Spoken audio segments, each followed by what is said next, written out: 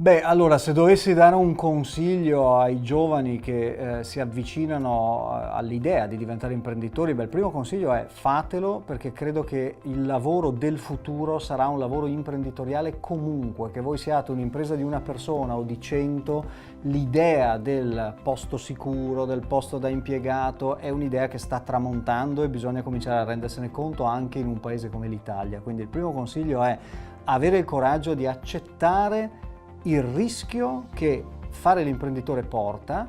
ma anche avere la forza di vedere i grandi benefici che possono stare immediatamente al di là del rischio. Avere un progetto nella vita è la cosa più importante di tutte. Io ho sempre avuto questa sensazione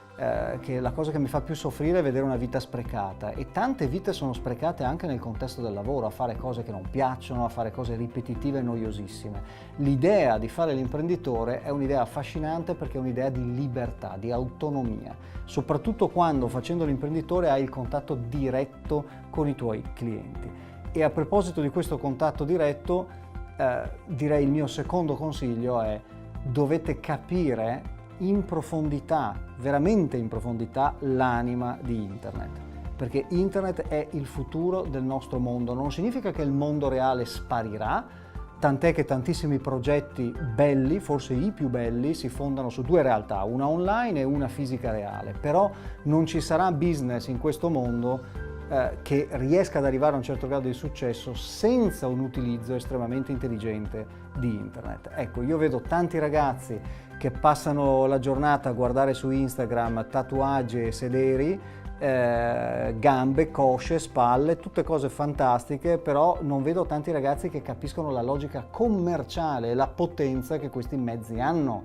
Allora, invece di perdere tempo a guardare il video del gatto che va sullo skateboard, è studiare l'essenza di come funziona YouTube, come funziona Facebook, come funziona Instagram, come funziona un blog, come funziona tutto questo meccanismo che ti mette a disposizione il mondo intero da una tua tastiera, da ovunque, da un garage, da una soffitta, e io credo che qui in Italia ancora non sia chiarissimo.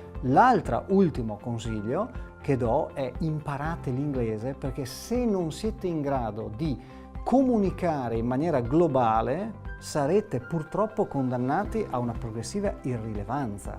e bisogna accettare questa cosa qua. Purtroppo il nostro paese ci prepara poco a questo rispetto ad altri paesi, però sta diventando, e lo sarà sempre di più, una carta essenziale. Io credo che questo mix di coraggio di dire voglio fare l'imprenditore, comprensione molto approfondita del potenziale enorme che Internet dà e la capacità di essere globali anche nella propria nicchia sono le tre chiavi, secondo me, per il successo.